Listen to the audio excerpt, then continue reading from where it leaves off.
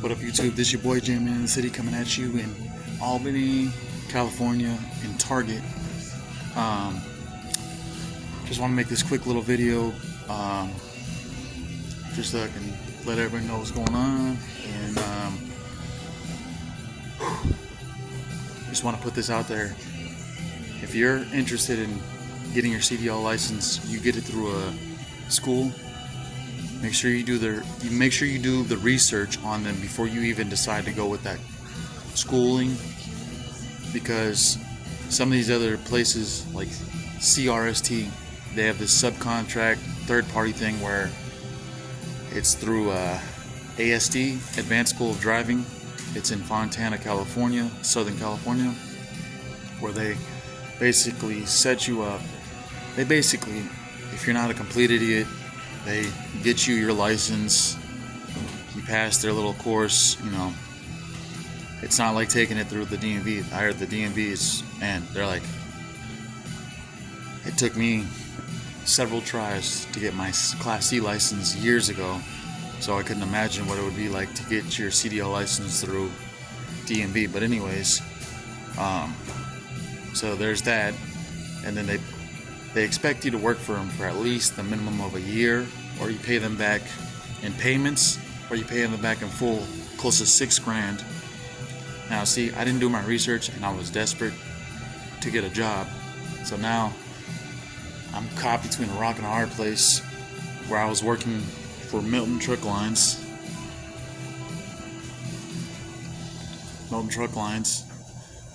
For almost 5-6 months. And because all these mass carrier corporation companies, they have these weird strict policies, like I basically took time off, not absent leave, but it was more so I quit. It was going to be a temporary time, but I took longer than expected, and as it turned out, they changed their policies. So, and basically what I'm trying to say is they're acting as if I never worked for them.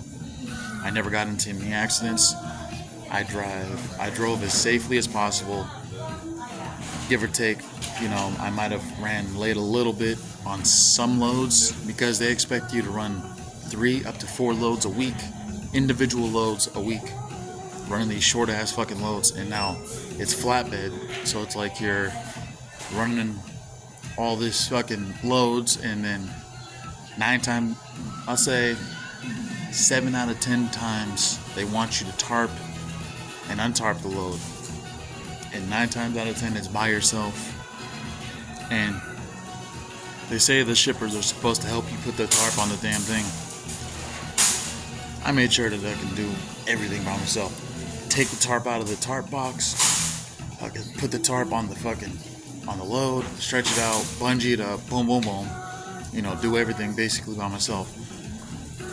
You get into trucking expecting it to be easy. There are aspects it's easier than other jobs, but then there's other stuff that comes with trucking that is kind of like, you gotta deal with some BS.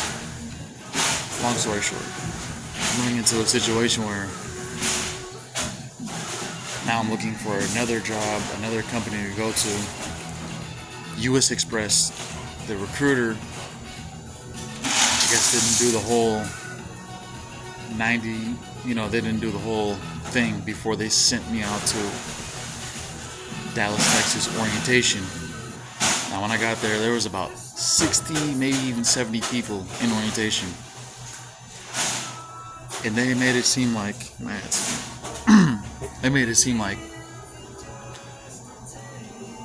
if you don't do exactly what we tell you to do, we'll call it. They even said it.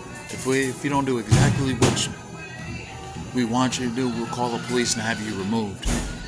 I'm like, it's a little hardcore, you think? I don't think anybody showing up to this orientation is there to fuck around. They're there to get a job. But basically, I got sent all the way to Dallas, Texas. Now, mind you, I drove my personal vehicle. To come to find out, they didn't do the necessary steps to make sure I can clear everything before even starting the process of orientation. So basically, I got sent out to orientation for no reason. That was a lazy part on my recruiter. Now, with that being said, now I'm trying another company, Western Express. The recruiter basically last Friday had everything squared away, had the orientation letter set up. Basically, I was ready to go. Today would have been my start date to go to orientation. Now, he called me Saturday saying that something switched. For some odd reason, these companies, they'll do these odd shit and they'll say, I'm out of the hiring range. If it's an over-the-road company, why would they put a hiring range out there? It's like they'll make any excuse, and now my recruiter's acting as if I didn't wait all this time and do the necessary steps to make sure that I wouldn't have any problems when I showed up to orientation. But that being said, this is what I mean by you can't trust people. You just gotta go with what your gut instinct tells you. Alright.